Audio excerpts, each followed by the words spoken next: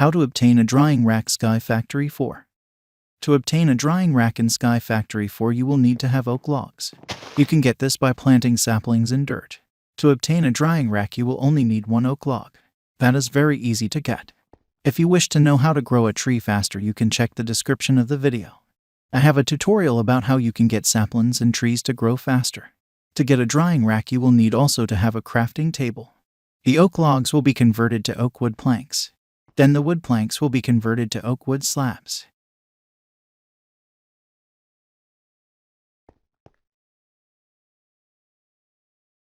Let's get to the crafting table. Put the oak log into the crafting table. You will get 4 wood planks.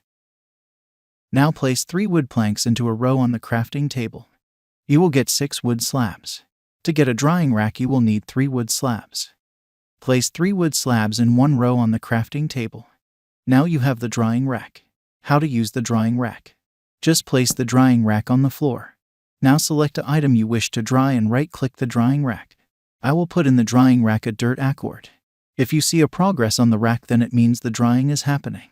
Please wait until you get to 100% progress. Now you know how to build and use a drying rack in Minecraft.